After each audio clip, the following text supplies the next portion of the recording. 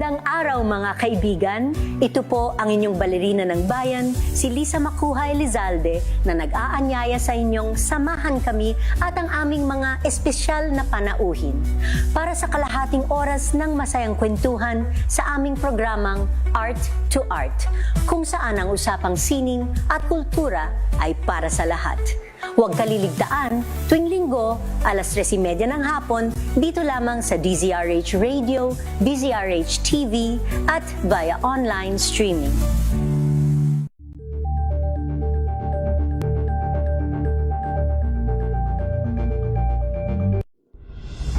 Tuloy-tuloy ang pagtulong, tuloy-tuloy ang pagseserbisyo at tuloy-tuloy ang balitaan kasama si May Binauhan sa Operation Tulong mula Lunes hanggang Biyernes. Better News. Una sa Pilipinas, una sa Pilipinas. NDS, Trending and Viral Show. Nakahandang Sa ating balitan mga kaibigan sa Rapido Hataw. Public Service Hour. Siyempre pa, una sa Pilipinas. Una Ayan sa... ang kabuhanan din pala tuntunan ng break time. Sabay niyo na po ang mga balita at talakayan sa Balansyado. Maraming sa...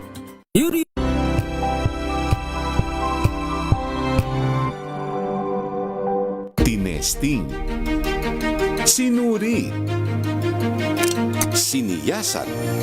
Ang resulta, super effective ang Shield sa pagpatay ng bakterya at virus. Shield Antibacterial Soap. Believe ang mga eksperto sa Philippine Nurses Association. At si Mami, Tiwala ako sa Shield.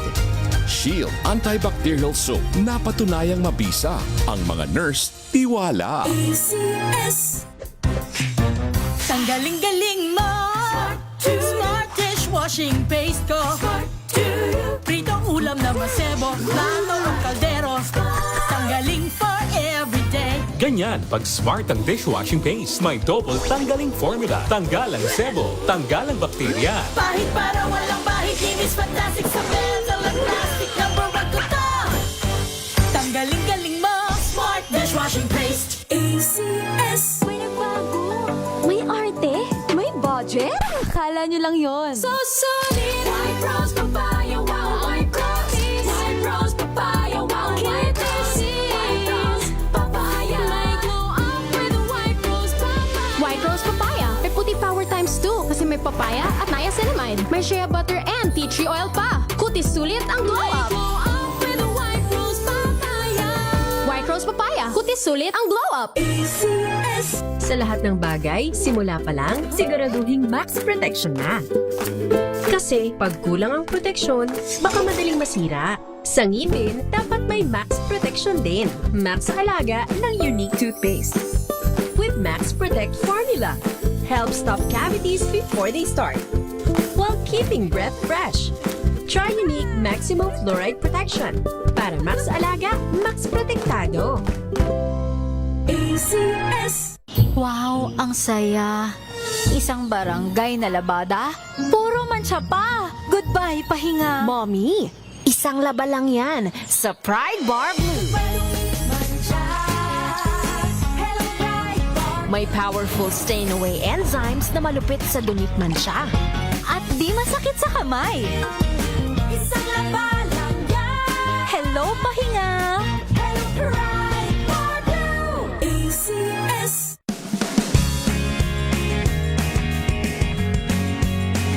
Unboxing MXV Tea. This is a unique combination of mangosteen and pandan. Each box has 20 tea bags that can be steeped to 1 glass or up to 1 liter of water. Enjoy it hot or cold.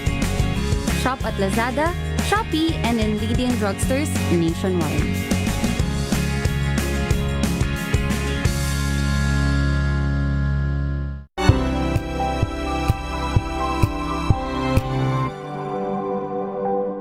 Hello, Washi! Laundry day na naman! Yay! Anong meron? Mancha ng chocolate, putik, may libag pa! Kaya natin yan! With Pride Washing Machine Detergent, may triple stain-away formula. Tanggal ang makapit, madikit, at malupit na dumit mancha. Kaya easy-easy ang labada. Mula noon hanggang ngayon! All you need is pride. Halina't gumising sa isang masaganang Pinas, kung saan may bayanihan, kasama ang mga nagtataguyod sa ating agrikultura. Kasama ka rin dito, ikaw mismo. Dahil sa masaganang Pinas, lahat tayo may benepisyo. Tuwing Sabado, alas 10:30 ng umaga. Samahan niyo kami at ang Department of Agriculture sa isang oras na talakayan ng higit na mahahalagang usaping pang-agrikultura. Masaganang Pinas sa DZRH. Tara na, halika na, tayo na sa Masaganang Pinas. Muna, sasamahan ka ni DZRH Ace Reporter Val Gonzales. Linggo-linggo, pagsapit sa umaga, Mega Balita Linggo. Kasama si Val Gonzales. Mega Balita Linggo. Mega Balita Linggo.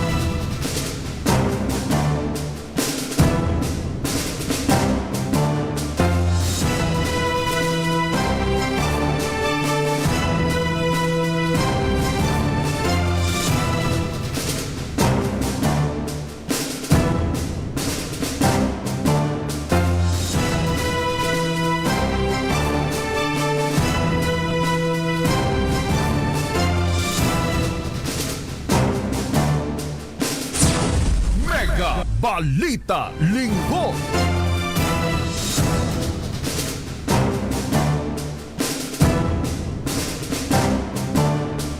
Ay! Luzon, Visayas, Mindanao, Pilipinas. Ngayon ay araw ho ng linggo. Abay, napakabilis ng panahon. Ha? Ngayon pala ay katapusan na ng buwan ng Mayo. Malalagas na naman ang isang pahina ng 12 buwan ng 2026. Ang bilis ho talaga ng panahon. Kanina ho'y ako'y galing dyan ho sa Central Luzon. At medyo ngayong oras ho na ito, dito ho sa National Capital Region, medyo malamig, Hindi yung katulad nitong mga nakalipas na ilang araw. Nakalipas na ilang buwan. Talagang kahit maaga pa, matindi na yung sikat ng araw. Ngayon medyo may mga kaulapan. Sinyalis na ito na nalalapit na yung panahon ng tagulan. Dahil official nang dineklara ng Pag-asa yung pagsisimula ho ng habagat season.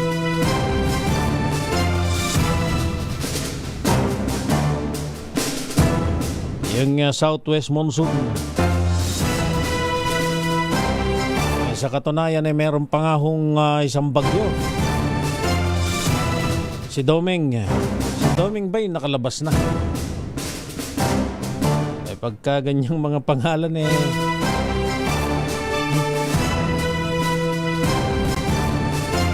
nang bagyo parang may nagbabadya ng hindi maganda. Pero mabuti na lang at wala naman ho. Meron lang hong mga malawakang pagulan. Epekto pa rin ho yan ng bagyong si Doming. Which is nakakabuti naman doon sa ating mga kababayang magsasaka. Na ngayong mga panahon na ito.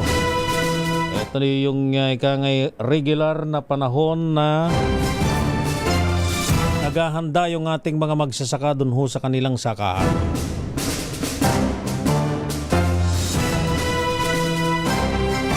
Sana mangyari na yung Yung hindi na lang basta tanim ng tanim. Tanim ng tanim, dapat magtanim ng magtanim yung ating mga magsasaka na mayroong gabay ng gobyerno. May gabay ng Department of Agriculture. Ay magtatanim ka ng ganire, tatanim ka ng ganun, kung anumang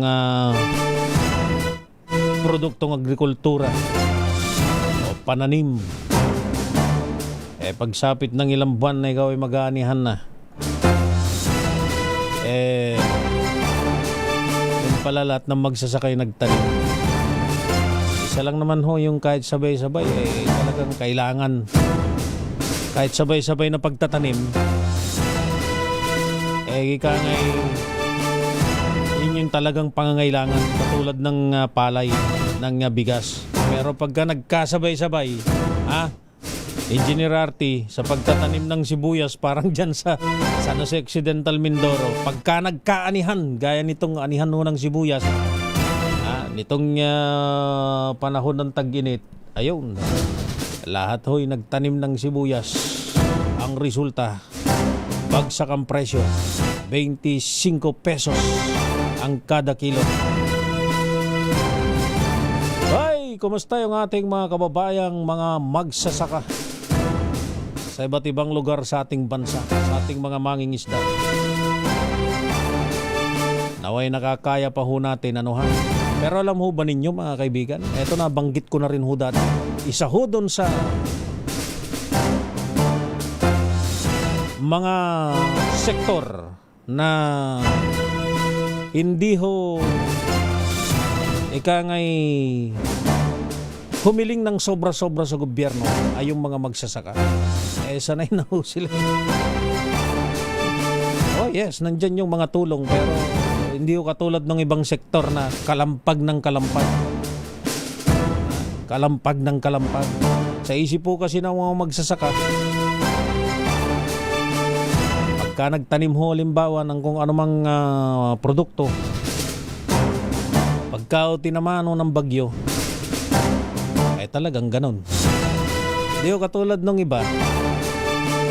Negosyo din ho yan na matatawag negosyo Ikaw ay nagninegosyo, nagtatanim ka. Negosyo ho yan. Namumuhunan ka. At kapag ka pumaldo, walang tama ng bagyo, kung anumang kalamidad, ay di swerte. Yung ibang sektor,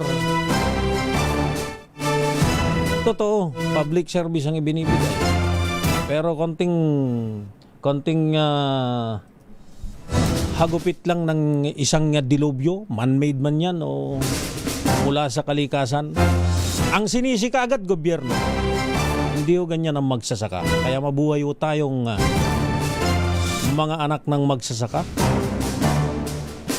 Pag malaki po natin, ayan, may nagtatas ng kamay din. Isang binibining taga Oriental Mindoro. Mabuhay ho tayo. Tayong mga anak ng mga magsasaka. Dahil alam na ho natin na ang Pilipinas ay tinatamaan ng sangkaterbant napakaraming bagyo sa loob ng isang taon. 20 ba naman mahigit pag nagtanim ka at tinamaan, ang sasabihin ay talagang ganon. Hindi ko katulad ng ibang sektor, tamaan lang ng dilubyong konti, ang sinisina kaagad ay gobyerno. Hindi ho ganyan ang mga magsasaka. Kaya mabuhay ho tayo. Gusto kong kumanta nga ngayon yung magtanim ay hindi biro, maghapong na kayo ko. Yun ho ang buhay ng magsasaka. Kaya kung kayo man ho'y mga magsasaka na hindi ho ganun kalaki ang kinikita, pero patuloy pa rin hong ay gumagampan sa kanilang trabaho, patuloy na nagninegosyo. Dahil negosyo ho talaga yan, namumuhunan ka yung ibang mga negosyo na nagbibigay ng public service, konting kibot lang, naplatan lang ng gulong, ayun, kasalanan ng gobyerno. Mega Balita Linggo. Ako po si Val Gonzales. Samahan po ninyo hanggang mamayang alas 7 ng umaga. Dito lamang sa Mega Balita Linggo.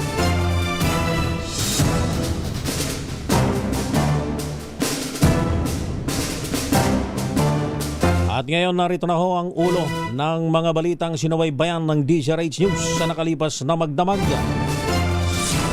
Mega Balita Linggo. 2 bus nagsalpukan sa Benguet, 67 mga pasahero ay sinugod sa ospital. Mega Balita Linggo. Malawak ang pagulan na saan dahil sa trough ng bagyong Domeng. Habagat season nagsimula na ayon huyan sa Pag-asa. Mega Balita Linggo. Big time oil price rollback asahan ngayong linggo. Mega Balita Linggo. Putukan sa Senado fake ayon huyan kay Pangulong Marcos. Mega Balita Linggo. At 240,000 mga tupad workers i-deploy para sa Brigada Eskwela. Mega Balita Linggo. Yan ang ulo ng mga balitat ngayon sa detalye. Sugatan ang 67 katao matapos magsalpukan ng 2 Victory Liner bus sa pakurbang bahagi ng Palispis Highway sa Taloy Sur sa lalawigan ng Benguet kagabi. Ayon sa inisyal na investigasyon, binabaybay ng isang bus na patungong Dagupan City ang pababang bahagi ng kalsada nang mawalan ito ng preno. Dahil dito'y bumangga ito sa kasalubong na bus na paakyat ng Baguio City dahilan para tumagilit at matumba ang bus. Isinugod na sa Baguio General Hospital at La Union Medical Center ang mga sugatang pasero para bigyan ng agarang lunas. Sa ngayon ay inaalam pa ng mga otoridad ang kabuang bilang at kondisyon ng lahat ng pasahero. Mega Balita Linggo. Samantala, patay naman ang isang 18 anyos na binata sa sunog na sumiklab sa Block 1 Dubai Baseco Port Area sa lungsod ng Maynila. Ayon sa Baseco Satellite Office, kinilalang biktimang si Karim Montes Natividad pero hindi pa tiyak sa ngayon ang sanhi ng kanyang pagkamatay. Maliban sa naturang casualty, wala nang naitalang nasaktan sa sunog na sumiklab bago mag-alas 12 ng tanghali. Kahapon, umabot pa si katlong alarma ang sunog bago ito tuluyang napula. Dakong 1:00 ng hapon, 85 pamilya o 340 individual ang nawalan ng tirahan kung saan 61 kabayan ang napuruan sa sunog. Patuloy namang iniimbestigahan ng Bureau of Fire Protection kung ano ang pinagmulan ng sunog. Mega Balita Linggo.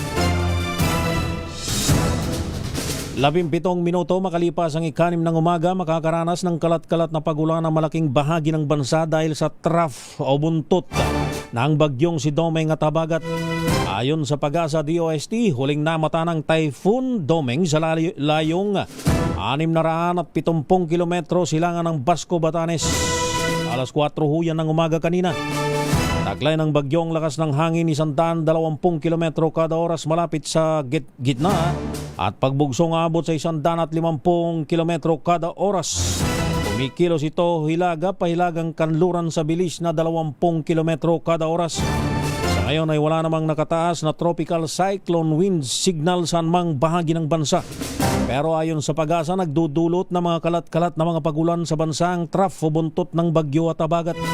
Kabilang sa mga makararanas nito, itong kalat-kalat na mga pagulan ay ang bahagi ng Central Luzon, Cagayan, Isabela, dito sa Metro Manila, Calabar Zone, Bicol Region, Mimaropa, Western Visayas, Negros Island Region, Zamboanga Peninsula at maging sa bahagi ng Bangsamoro Autonomous Region.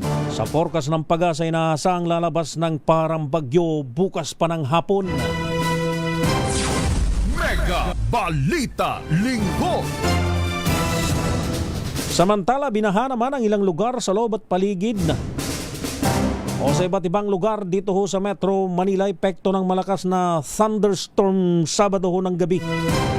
Nakaabala sa mga motorista ang gutter deep na baha sa EDSA Estrella, lungsod ng Makati na nagdulot ng traffic hanggang pasado hating gabi. Bagyaring tumaas ang tubig sa ilang lugar sa Quezon City, bunsod ng biglang buhos ng pagulan dakong alas 9. Sa lalawigan ng Rizal, nahirapan din sa pagdaan ng mga light vehicle sa Sullivan Avenue sa Barangay Mayamot, Antipolo City maging sa General Ricarte sa bayan ng Cainta. Batay sa report ng Pag-asa, bumuhos ang malakas na ulan sa NCR, Rizal, Bulacan, Quezon, Pampanga at maging sa Zambales. Mega Balita Linggo. 20 minuto makalipas ang 6 ng umaga, nagsimula ng paigtingin ng Police Regional Office 6 ang kanda nitong tumugon sa pagbaha at iba pang kalamidad ngayong habagat season. Inatasan ni Acting Regional Director Police Brigadier General Randolph Tuanyo ang lahat ng unit nito ng paigtingin ng ugnayan sa mga lokal na pamahalaan. Kabilang sa kanilang misyon ay ang tiyakin ang kondisyon ng mga personnel at resources para sa posibleng emergency, kasama ang pagtitiyak sa peace and order kapag may sakuna.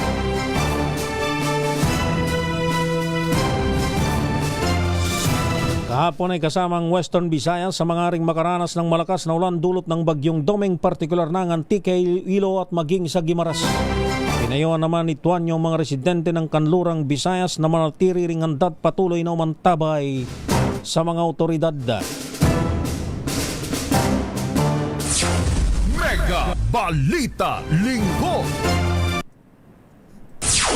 Mega Balita Linggo.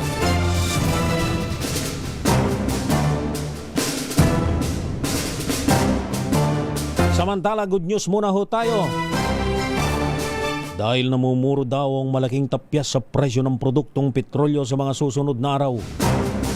Batay sa taya ng industry sources, naglalaro sa 7 piso at 50 hanggang 8 piso at 50 sentimos kada litro ang maring i-rollback sa diesel, habang 4 hanggang 5 piso naman sa gasolina. Maganda nga ito. Ito nga talaga good news. Ito yung pambalanse dun sa napakainit na salpukan sa politika, bangayan sa politika itong nakalipas na linggo. Ano ha? Isipin ho ninyo yun. 7 pesos at 50 sentimos hanggang 8.50 yung maring i-rollback. Ayan, di unti-unti nang bumabalik yung ikangay dating presyo. Magkano na bang presyuhan ngayon? Batay ito sa Min of Platts Singapore foreign exchange rate at shipment cost sa nagdaang linggo. Bukas malalaman ang pinal na price adjustment na nakatagtang i-anunsyo ng Department of Energy. Medyo ikangay bumubuti ang lagay kung ang pag-uusapan ay yung presyo ho ng gasolina. Dahil kapag ang presyo ng gasolina ay gumalaw, lahat ho ng presyo parang domino. Ang domino effect nito ay yung presyo sa mga palengke. Ngayon, may malaki ang epekto rin nito. Na pag nag-rollback ng ganito kalaki, dapat meron din tayong mararamdaman at makikitang ikangay epekto doon sa mga presyo ng bilihin. Alam nyo sa kabibigay ng ayuda ng gobyerno, ano ha?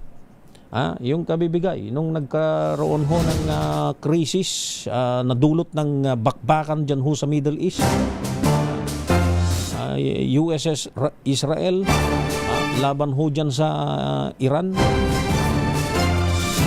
namigay yung gobyerno ng ay tulong dun sa mga apektadong sektor.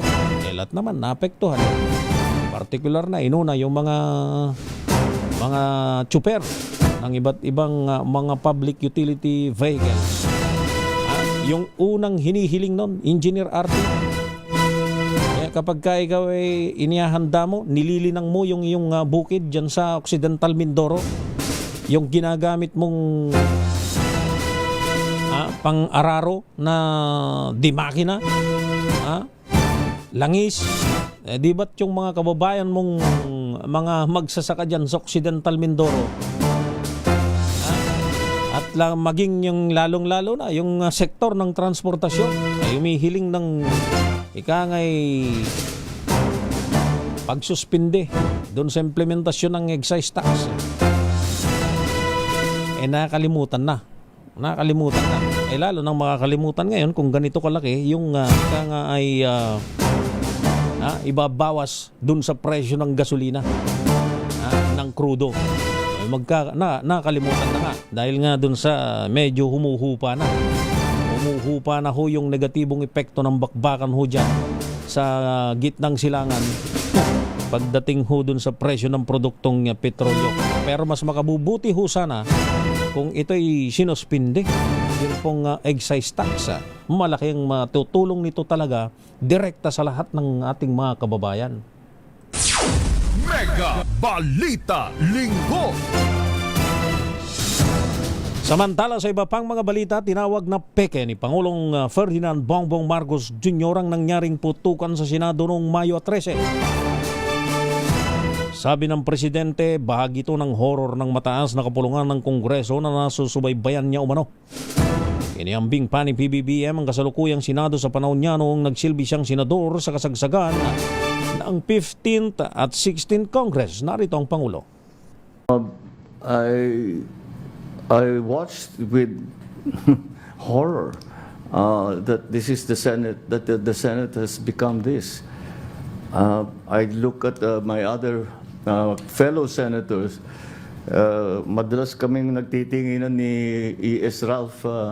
Ganyan ba tayo nung senador tayo? Meron ba tayong ganyan na ginagawa? Hindi tayo ganyan. Paano nangyari?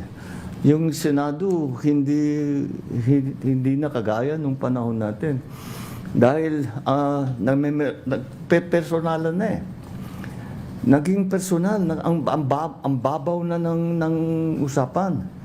Dahil ang kwento ko nga, yun na nga kwento namin. Meron mga senador na pagka meron kami pinag-uusapan na sa trabaho, hindi kami nag-agree talaga. At saka tatayo, mag-interpolate, at saka yung interpolation talagang mabigat, at saka well-studied and no-holds-barred interpolation. Pero after pag-upo namin, magkakape naman kami, kakain kami ng magkasabay. Hindi personal.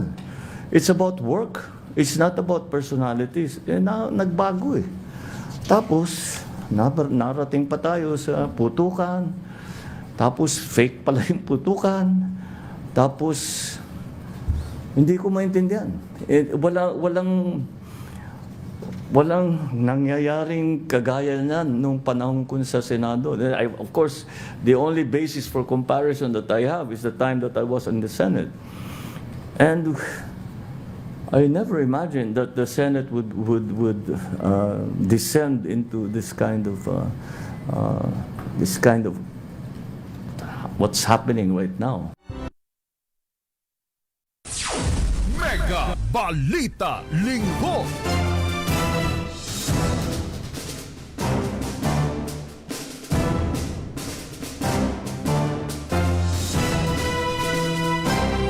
May halong pangangantyang at comparison pa.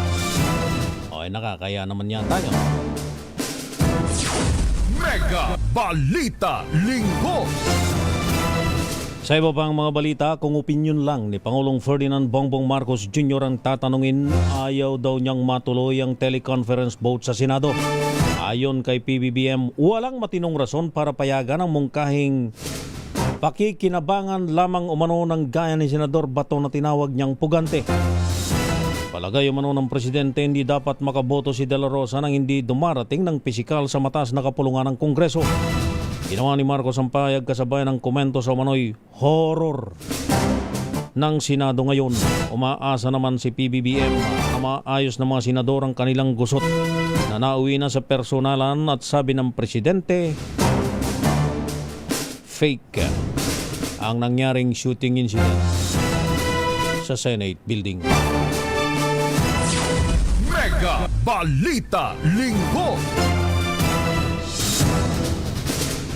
29 na minuto makalipas ang 6 ng umaga, muli tayong magbabalik makalipas ang ilang paalala.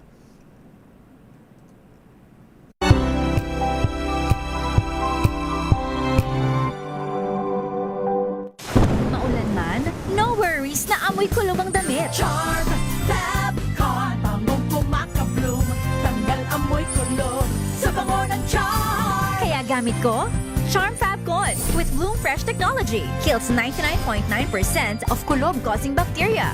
May aroma burst pa of thousands of flowers and berries. Ang sampay sa loob, no amoy kulob. Bangong kumakabloom sa Charm. Charm Fabcon. Fabcon. ACS. May nagbago. May arte. May budget. Akala nyo lang yon. So solid. White Rose Papaya. Wow, White Rose. White Rose Papaya. Wow, White Rose. White Rose Papaya. May glow up with a White Rose Papaya. White Rose Papaya. May puti power times 2 kasi may papaya at niacinamide. May shea butter and tea tree oil pa. Kutis sulit ang glow up. Glow up with a White Rose Papaya. White Rose Papaya. Kutis sulit ang glow up. ACS.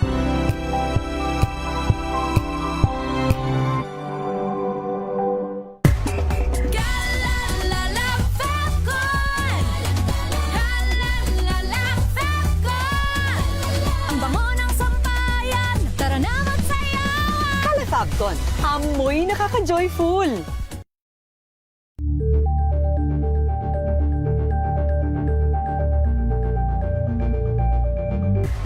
Galalala Fabcon. Galalala Fabcon. Ang bango ng sampayan. Tara na magsayawan. Kalefabcon, amoy nakaka-joyful.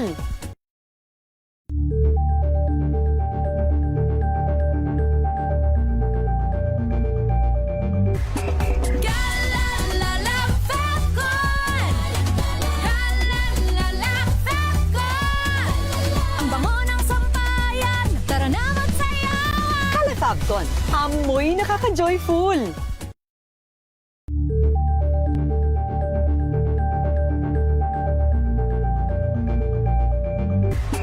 Galalala Fabcon. Galalala Fabcon. Ang bango ng sampayan. Tara na magsayawan. Kalefabcon, amoy nakaka-joyful.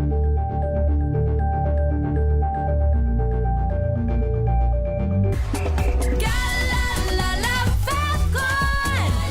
Galalala Fabcon. Ang bango ng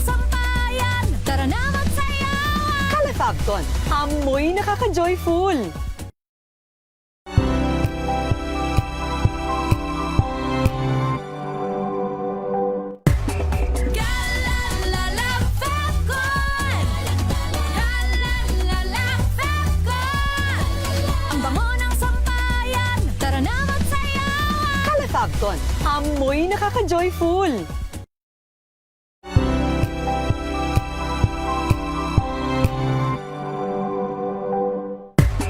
Galalala Fabcon. Galalala Fabcon. Ang bango ng sampayan. Tara na magsayawan. Kalefabcon, amoy nakaka-joyful. Galalala Fabcon. Galalala Fabcon. Ang bango ng sampayan. Tara na magsayawan. Kalefabcon, amoy nakaka-joyful.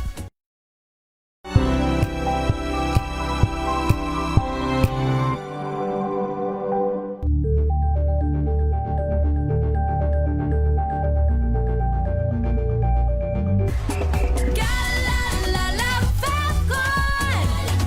Galalala Fabcon. Ang bango ng sampayan. Tara na magsayawan. Kalefabcon, amoy nakaka-joyful.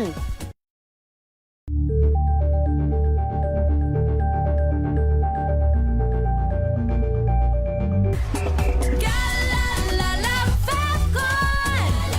Galalala Fabcon.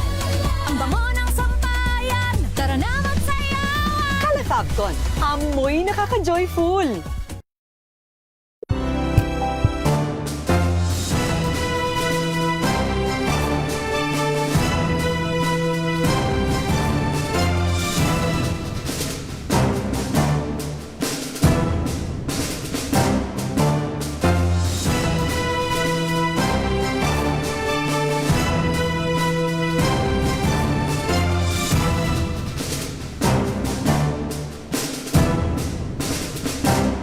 Ay, nagbabalik ho tayo.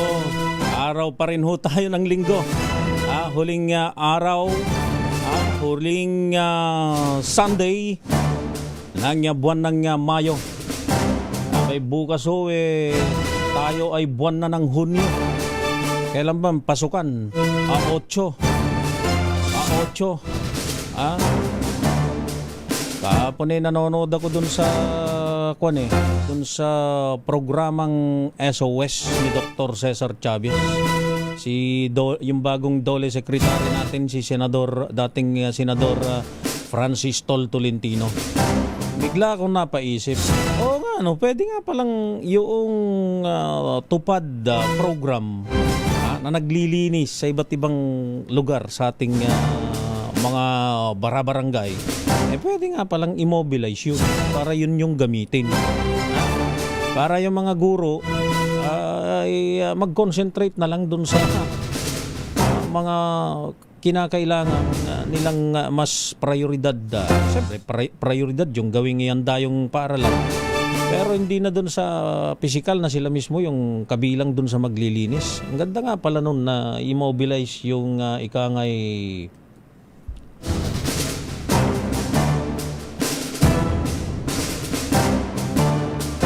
mga tupad workers, mga personnel na tupad na binibigyan ho ng trabaho. Ayun, yung trabahuhin ho nila. At mas magiging dedicated pa sila dahil sa yung mismong kanilang mga anak. Mga apo, kung anumang mga kamag-anak, siguradong merong isa or dalawa o higit pa na kamag-anak nila ang papasok. So mas gugustuhin nilang gawin yun, yung maglinis. Dahil sila, yung implementasyon ng tupad ay dun mismo sa barangay kung sino yung mga benepisyaryo ng programa. Sila ho mismo yung maglilinis dun sa lugar nila. Mega Balita Linggo.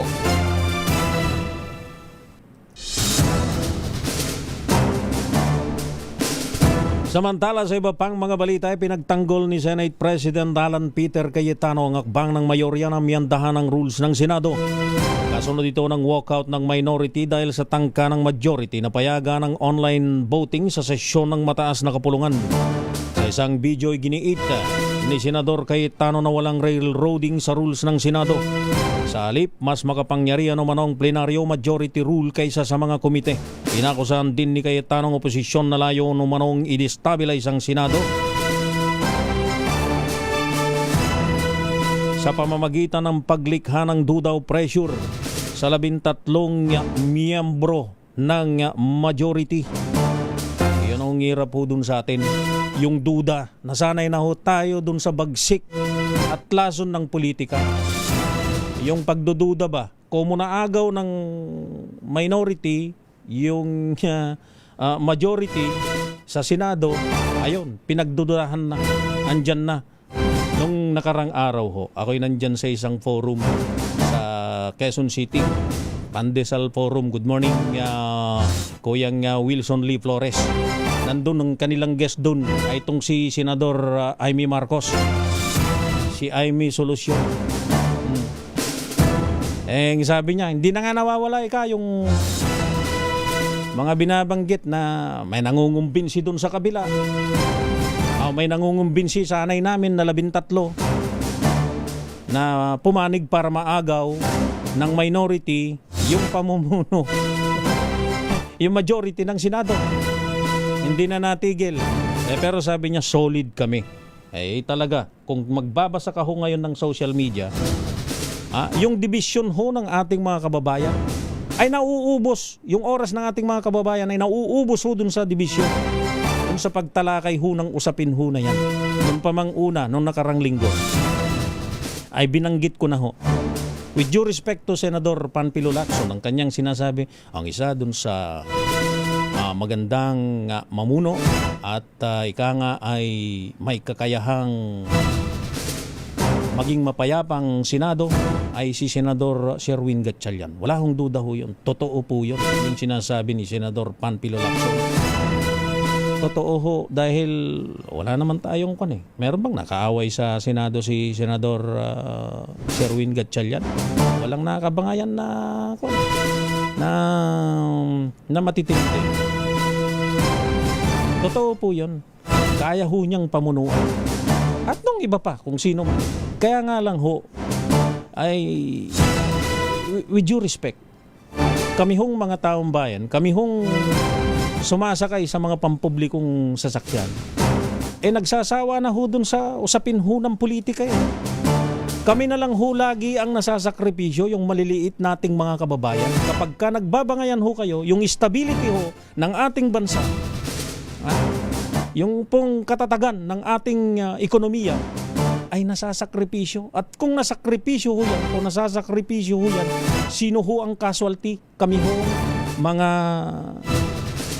mahihirap. Kami hong mga ordinaryong mga mamamayan. Yung pag-amyenda dun sa rules ng Senado, ayan, pinag-awayan. Pinag-awayan hanggang sa social media, ang taong bayan ay nag-aaway. Bigyan ho natin ng pagkakataon. Bigyan ho natin ng pagkakataon na ipakita ni Senador Alan Peter Cayetano yung kanyang kakayahan na mamuno.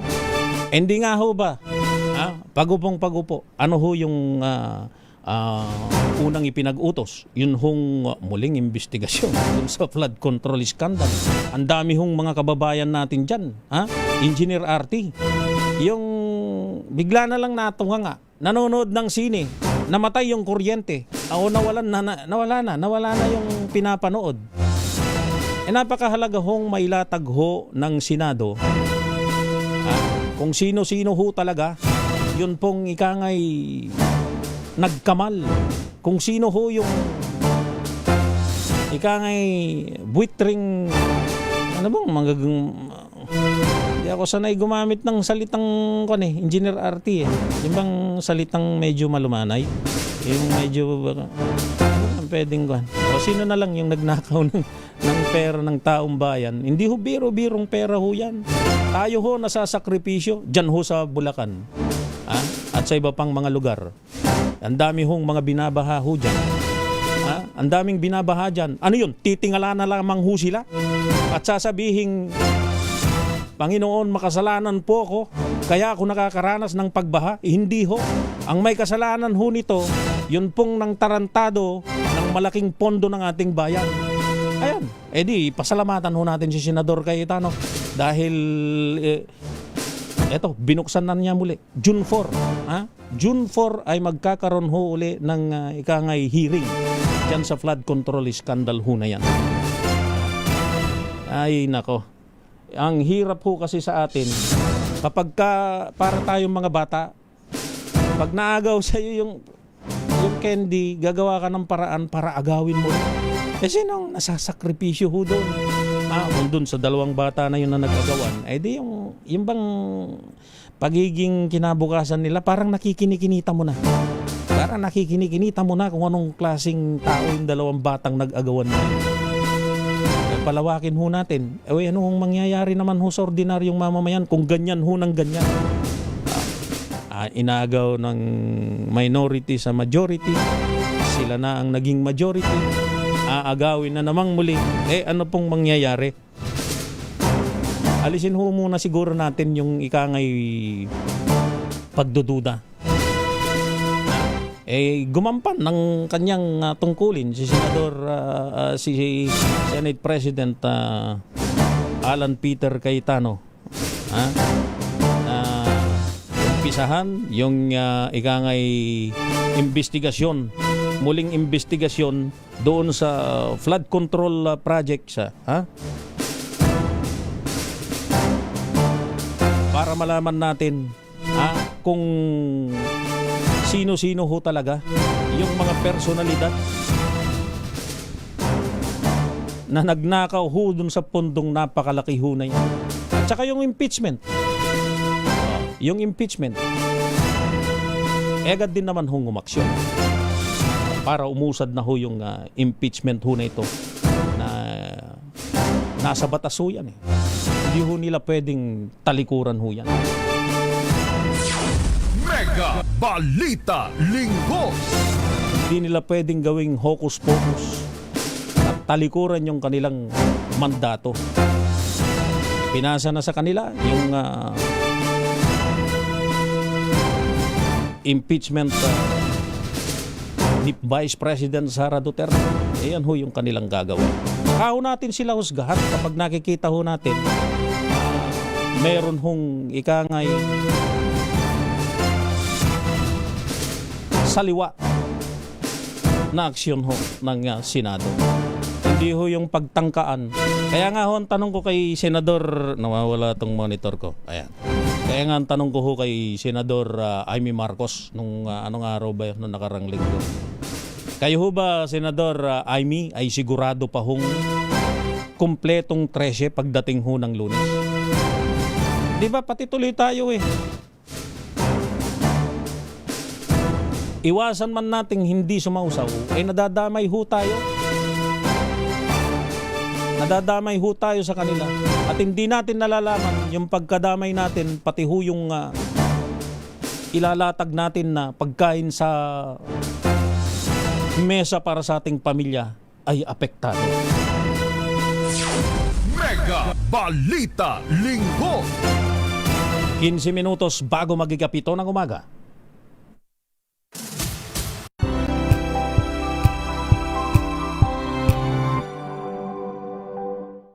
Maagang balitaan, maagang usapan sa mga issue at balita. Kasama si Kuya Angelo Palmones sa Magandang Umaga Pilipinas. Mula Lunes hanggang Biyernes. Samahan niyo po ako hanggang 7:13 gabi. DZRH Usapang Liga. Magandang gabi Pilipinas, Metro and Mega Manila, nas extension sa DZRH at RH2. Naray Simayan at Kisses Hubson para sa DZRH, una sa Pilipinas. Una sa Pilipino.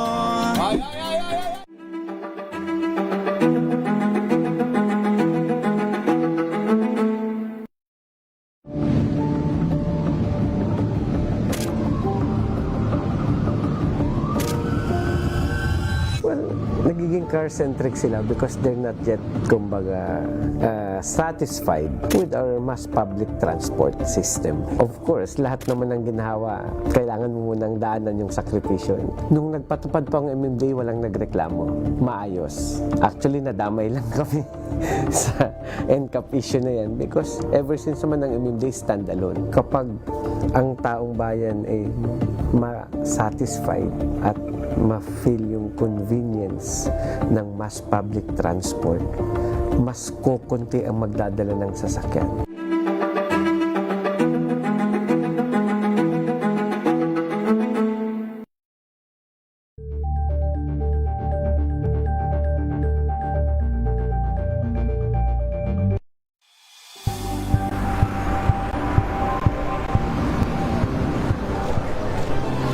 Ating mga eksperto. Dito lang sa Expert Opinion. Ito ang The Better News. TNDS, trending and battle show. Iba't ibang anggulo. Dito sa Point. Bawat pananagutan ating tatalakayin dito sa Hoy. Bawal yan. Pilipino, dito lang sa DZRH TV, Master Point Entertainment and Lifestyle. Ito ang MBC TV Network News. Una sa Pilipinas, una sa Pilipino. Angel po si Angelo Palmones nag-iiwan sa inyo na isang magandang umaga. Maraming salamat. Life goes on! Good morning, Lakay! Good morning, Sister Ann. At good morning! Magandang mainit na umaga. Angel po si Angelo Palmones nag-iiwan sa inyo na isang magandang umaga. Maraming salamat. Pilipinas, una sa Pilipino. We've got you covered. From the hottest hits, exclusive interviews, killing to the bones fan meet experience, and hataw performances of your favorite stars. Saturdays, 12 noon, dito lang sa DZRH TV.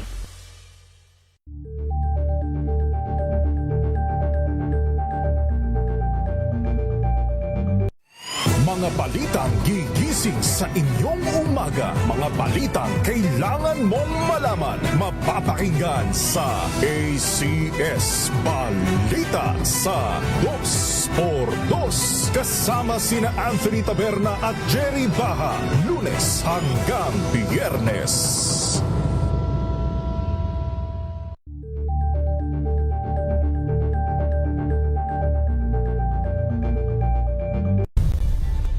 Nagsimula sa pangarap hanggang sa maabot ang tagumpay. Iba't ibang kwento, iba't ibang mukha ng atletang Pilipino. Mas pinatindi, mas pinalakas, at mas pinaaksyon sa Match Point tuwing Sabado, 12:30 ng tanghali sa DZRH TV.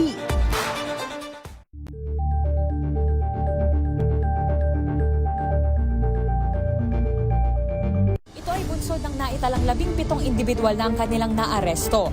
Ng Metro Manila Development Authority o MMDA ang No Contact Apprehension Policy o NCAP sa Metro Manila. Sa ang ilang mga dokumento ay peke. Hindi rin legal ang employment na ipinangako sa kanila. Sa mata ng batas, mananagot ang sangkot at may sala. Dahil sa bawat paglabag, may karampatang parusa. Alamin ang mga pananagutan sa likod ng mga bawal. Dito sa Hoy! Bawal Yan! Tuwing Sabado, alas 11:30 ng umaga. Dito lang sa DZRH TV. Better news. Una sa Pilipinas, una sa Pilipinas. NBS, trending and viral show. Hut tayo na sa huling 10 minuto na lamang hut tayo ng ating palatuntunan ngayon na araw ho ng Linggo 31 ng buwan ng Mayo 2026. Ako pa rin ang inyong lingkod sa pagbabalita ko po si Val Gonzales. Eto, sulyapan nga natin itong social. Sabi ko ho sa inyo, pagka ho ang usapin ay tungkol sa politika, nasasayang ho yung oras ho natin. Katulad ho nito tingnan ho ninyo itong si Tiburcio Magay 9820.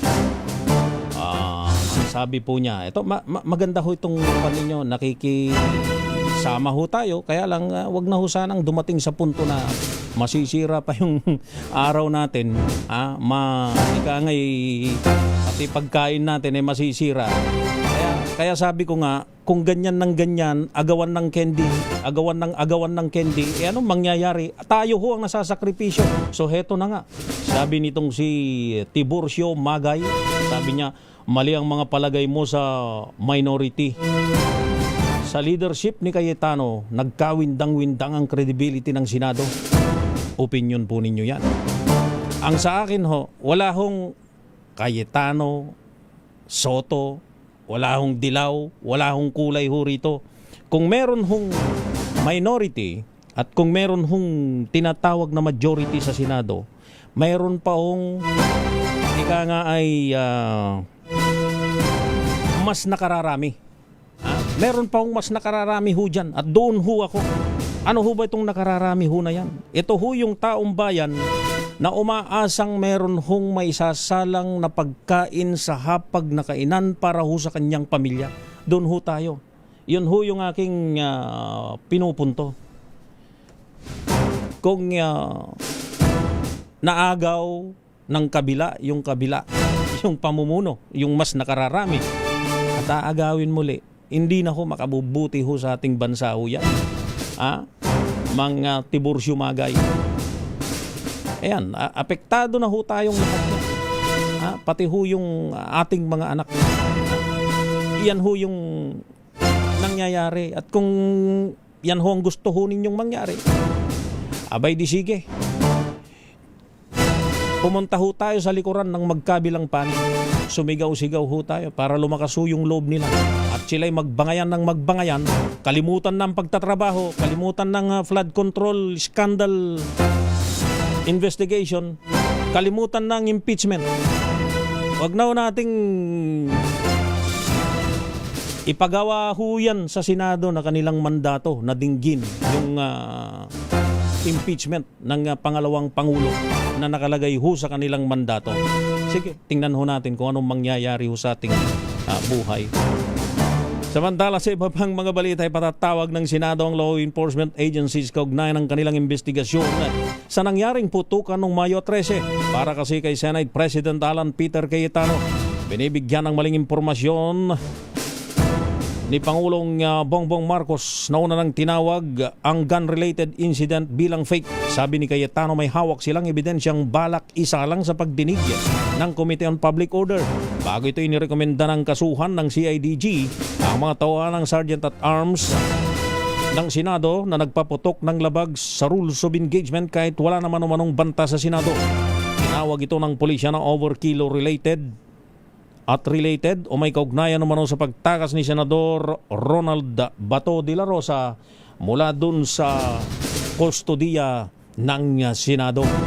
Pero masasabi ko lang ho dyan, ang forensic, yun pong mga ebidensya, ang magdadala ho sa atin sa kaliwanagan at ikariresolba ho ng insidenteng ito.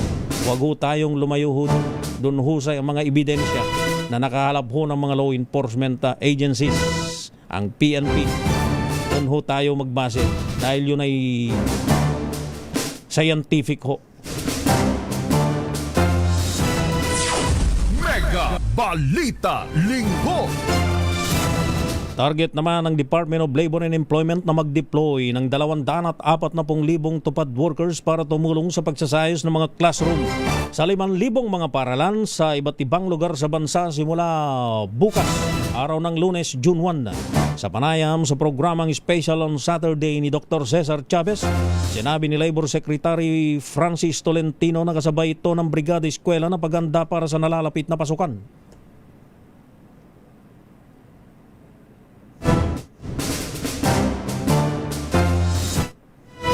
Ayan. Wala yung video natin ni Labor Secretary, bagong Labor Secretary. Ang target po namin initially ay 5,000 eskwelahan sa buong Pilipinas. 239,891 classrooms. Ganong kalawak po yun. So, simultaneous po ito sa darating na Lunes. So, meron tayong 240,000 beneficiaries na mabibigyan ng pansamantalang trabaho habang hinahanda po yung ating mga silid paaralan. Kasama doon sa pinalawak na tupad program sa mga eskwelahan ang pagpipintura, paglilinis, pagsasayos ng mga pasilidad at iba pang mga maintenance work. Katuwang ang Parent Teachers Association, ayon kay Tolentino, ang naturang hakbang ay pagpapasigla ng lokal na ekonomiya at pagpapalakas ng Brigada Eskwela. Hindi ko rin naisip yun, ilang beses ko nang na-cover yan, Engineer RT, yung Brigada Eskwela. Karamihan dyan, may mga institusyon, may iba't ibang mga kumpanya, nagbibigay ng manpower, ng mga volunteers para isagawa ho yan. Mabuti ho yun, maganda, tulungan ho yan. Pero ito, hindi ko naisip na pwede palang gamitin na ring tupad program na ito. Isipin mo, 240,000 workers, di ang laki ho ng magagawa ho niyan. Mega Balita Linggo.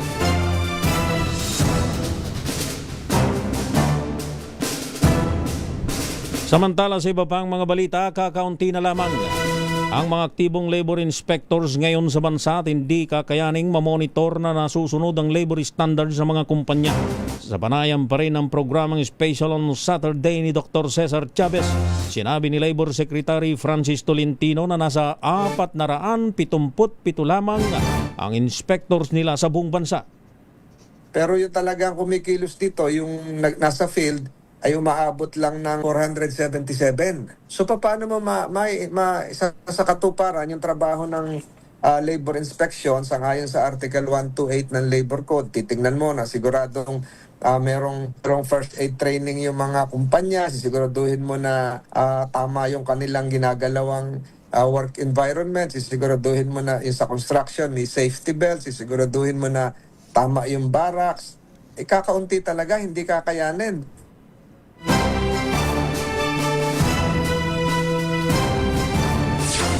Mega Balita Linggo.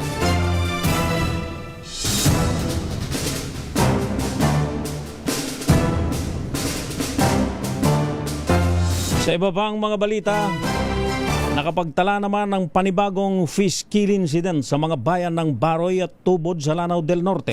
Ayon sa Bureau of Fisheries and Aquatic Resources Northern Mindanao, sanhi umano ito ng harmful algal blooms o red tide na nakakaapekto sa kalidad ng tubig sa nabanggit na lugar. Sinabi ni BIFA Regional Director Edward Yasay na naglabas na sila ng red tide warning sa mga apektadong komunidad matapos mapansin ang pamumulat pagbabago ng kulay ng tubig dagat. Nagpaalala ng ahensya sa publiko na huwag kainin ng mga patay na isdang makukuha sa mga apektadong lugar upang maiwasan ang panganib sa kalusugan. Yan o dapat yung isa sa pinag-aaksayan natin Yun hong ikangay intervention kapag may mga ganyan hong mga nangyayari dahil kabuhayan ng ating mga kababayan. Ang nakasalalay ho dyan, fish kill. Fish kill. Namuhunan din ho yung kung meron mang mga ikangay mga fish cages doon na nag-aalaga. Mukhang ito, doon naman yata doon sa mga wild fishes na nakukuha. Kung may fish kill ho na ganyan, may apektado yung ating mga kababayan. Yan dapat ang ating tinutulungan, hindi ho yung... Ay, nako. So, yan na ho, mga kaibigan. Ang kabuuan ng ating isang oras na balita at talakayan ngayong araw ho ng linggo.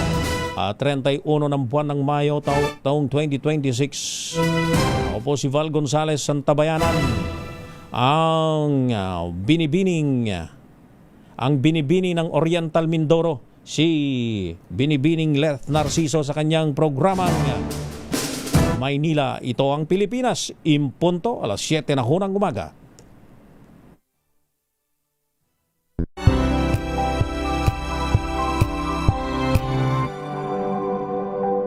Wow, ang saya. Isang barangay na labada, puro mancha pa. Goodbye, pahinga. Mommy, isang laba lang yan sa Pride Bar Blue. May powerful stain-away enzymes na malupit sa dungit mancha. At di masakit sa kamay.